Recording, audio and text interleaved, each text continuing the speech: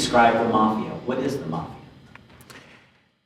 You know, what is the mafia? La Cosa Nostra, as we call it here in America. Cosa Nostra is a cult. It's a secret society. It's a brotherhood among men. The ultimate goal of the mafia was making money, and lots of it. We're master manipulators. We're going to find what you have and find a way to take it. The mafia is much more like a pack of rats that eat anything in their path, including each other. It is the most enduring, powerful, and venal, organized criminal organization to exist and to continue in America. So in many ways, you almost had a shadow government that controlled huge amounts of economic activity in a totally unaccountable way. The golden age of the mafia was the beginning of the 70s, when they had the strongest grip on legitimate business in the United States of America. In the 1970s, they controlled trucking, the ports, the garbage business, and a lot of the meat, produce, and fish markets. Much of the building trade was in their hands, the carpenters and the electrical unions. They had judges on their payroll and police in their pockets. No criminal organization in the history of our country has ever infiltrated legitimate institutions of society the way the mafia was able to do. And around the country, mob bosses seemed to always be a step ahead of the FBI. The bosses, untouchable. They were sitting on thrones. No one could remove them. No one in law enforcement is going to do anything to hurt them. The FBI did not have the tools to deal with a major criminal enterprise like that. By 1970, law enforcement faced an overwhelming challenge. How do you take down a secret criminal organization with such deep roots, so much power, but so completely hidden from sight? But we were faced with a mammoth challenge, and that was, how do you deal with this enterprise? How do you actually have an impact on it? In New York, that enterprise is divided into 5 families: Genovese, Lucchese, Gambino, Bonanno, and Colombo. Mr. Colombo, are you a boss of the mafia? No, I am not. Is there a mafia? No, there is not. But Joe Colombo was lying with the confidence of a seemingly untouchable mob boss.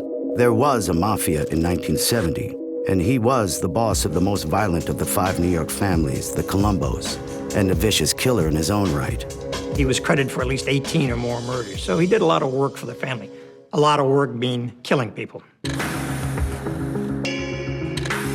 And Colombo oversaw an army of psychopathic killers. Chief among them, this man, one of his capos, Crazy Joe Gallo. He was a predatory hood. He was good at breaking legs, shooting people. In the basement, he kept a chained cub lion.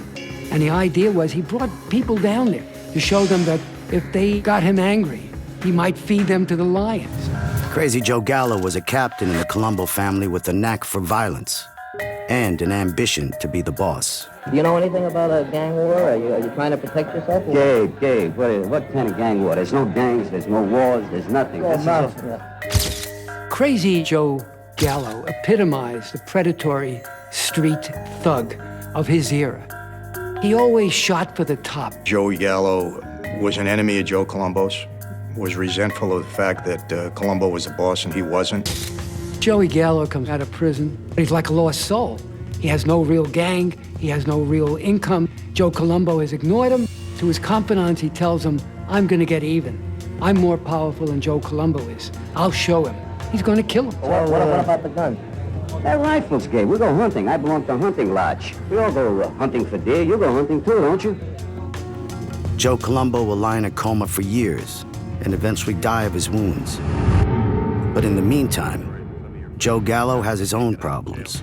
Gallo had to clear it with the commission because a cardinal rule, which is a self-protection rule, is you can't kill a boss.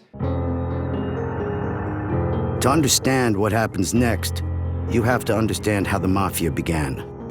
The structure of the organization was the brainchild of this man, Charles Lucky Luciano. He was a genius. He wrote the Constitution for the American Mafia, a Bible that still continues till today. He had a vision of what this life should be, and he implemented that vision. Luciano's idea was to set up an organization nationwide, not unlike the Roman legions of Italy. In 1931, Lucky Luciano incorporated 5 New York City street gangs into a single unit. These gangs became the 5 families of the New York Mafia we know today: Gambino, Colombo, Bonanno, Genovese, and Lucchese. They're governed by a gangster board of executives known as the Commission. The Commission, the mob family's board, gets to say who lives and who dies. And that's where Joey Gallo comes in. No question about it. You don't kill a boss without permission and hope to get away with it. There's a contract out on Joe Gallo's life, and he knows it. His 43rd birthday comes around only 10 months after Joe Colombo is shot and paralyzed. It's 4 a.m., and they go into Little Italy. There's a restaurant that's still there today called Umberto's Clam House. And Crazy Joe Gallo was sitting there having a spaghetti dinner. They were sitting at a rear table when a man walked in from the back door. He fired 3 shots. His face fell into the spaghetti. He manages to stagger out on the main street, falls on his face, and is dead. Revenge has been done.